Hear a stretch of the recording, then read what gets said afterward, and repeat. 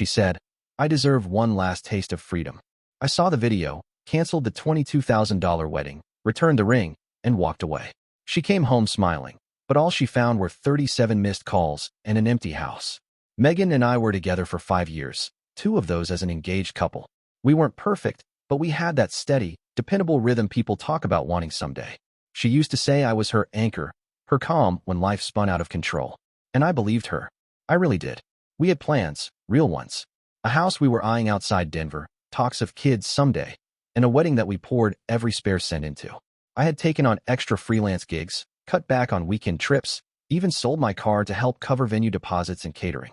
We were scraping by, but I thought we were building something worth the struggle. Looking back, there were warning signs. Little things.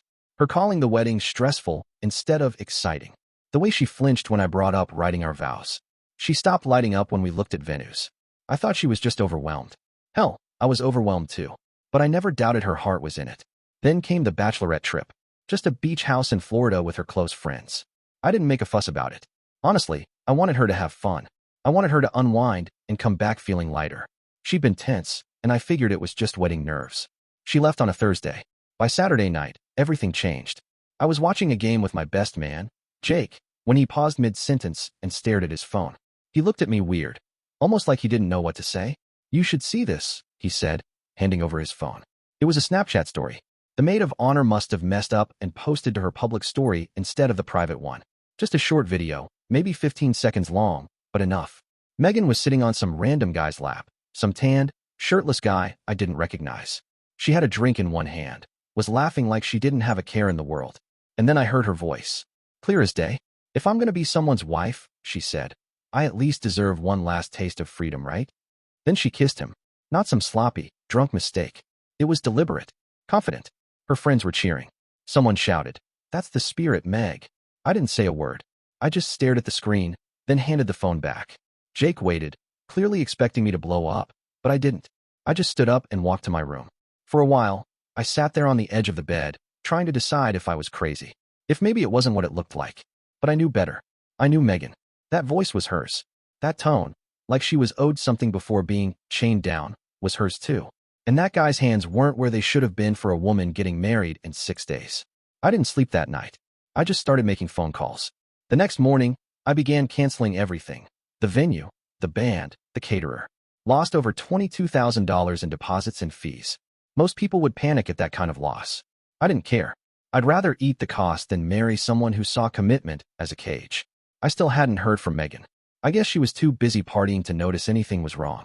She came home 2 days later, dragging her suitcase through the door, sunglasses still on, a half smile on her face like she'd just had the time of her life. She tossed her bag down and said, Only 6 days to go. That was when it was my turn to smile. She walked in like nothing happened, like we weren't standing on the edge of something crumbling. Her hair was still beach wavy, tan lines fresh, and she had that vacation glow. She looked at me and smiled like we were still us. Only 6 days to go, she said, kicking off her shoes and heading straight for the fridge like she hadn't just nuked our relationship. I didn't answer her. Not right away. I just watched her move around the kitchen, humming to herself, texting someone. Probably one of the girls who cheered her on while she was sitting on that guy's lap.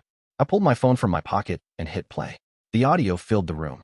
That exact moment from the Snapchat story, the laugh, her voice, that awful sentence. If I'm going to be someone's wife, I at least deserve one last taste of freedom, right? She froze. Didn't even turn around at first. Just slowly looked over her shoulder, trying to figure out how much I knew. Then came the kiss. I paused the video and finally looked her in the eye. She didn't say, I'm sorry.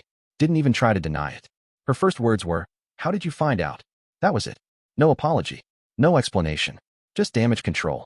That one line hit harder than the video itself. Because it meant she wasn't sorry for doing it. Only sorry she got caught. I took a deep breath. It doesn't matter how. Just know that everything's canceled. Her eyes widened. Wait. What do you mean canceled? The wedding. The venue. The florist. DJ. Everything. It's done, Megan. She rushed over, her voice pitching higher. You can't be serious. It was just a joke. We were drinking. It didn't mean anything. Didn't look like a joke, I said quietly. And even if it was, what kind of person jokes like that a week before our wedding? Sitting on some stranger's lap? Kissing him in front of your friends like it's a bachelorette rite of passage. It was just one kiss, and it was one too many. She stood there blinking, as if she couldn't quite process what was happening.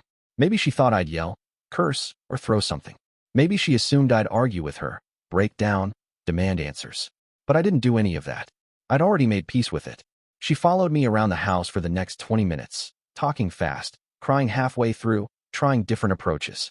Apologies, blaming the alcohol, blaming her friends. At one point she even asked if this was really worth throwing everything away. I just looked at her and said, "You already threw it away. You just didn't expect me to notice." I left her standing in the living room while I walked out to clear my head. Drove aimlessly for a while. Checked into a cheap hotel on the edge of town and shut off my phone. I needed a night to breathe without the chaos. Without her. When I finally turned my phone back on, there were 37 missed calls. Texts from Megan, her mom, a couple of her friends. Some of them asking what happened. A few already knew. Jake texted me too. "You did the right thing. You deserve better. I don't cry often." That message almost got me. Because he was right. And the strangest part? As painful as it all was, I didn't feel broken. I just felt done. Like something snapped into place, and now I could finally see clearly. By the time I came back home the next morning, the house was quiet. Megan had left, probably at her mom's or a friend's place. The suitcase she'd rolled in with was gone. No note, no message, just silence. Fine by me. The next few days were a blur of cancellations and awkward conversations. Friends called to ask what was going on. Family members reached out, some confused, some already whispering. I didn't explain much. I didn't know anyone a detailed breakdown. Just said the wedding was off and left it there. The caterer was kind. Said she'd try to salvage part of the deposit. The venue didn't budge. Same with the DJ. $22,000, gone. I thought the money would sting more, but truthfully, it didn't. The cost of marrying the wrong person would have been far higher. Megan tried calling again. I didn't answer. She texted, "Can we please talk?" I messed up. Then another, "Don't throw away 5 years." And another, "You're overreacting." It wasn't what it looked like. Each one made me more certain that walking away was the right decision. On what was supposed to be our wedding day, I sat alone in my apartment, sweats, whiskey in hand, watching reruns on mute. My phone buzzed nonstop. Guests canceling flights, hotels, asking if they should still come into town. Some apologized, some were just curious.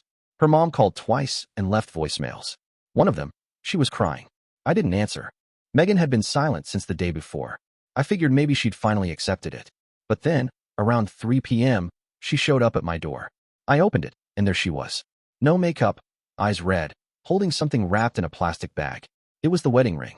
The one I'd given her when I proposed in the Rockies, during a hiking trip 2 years ago, back when I really believed in us. "I came to give this back," she said, voice barely above a whisper. I took it without a word. She hesitated in the doorway. "I messed up," she said again. "But you were always so calm, so forgiving. I thought maybe you'd cool down and we could work through it." I finally looked at her. "That's just it. You thought I'd take it, that I'd swallow my pride." Again. She blinked.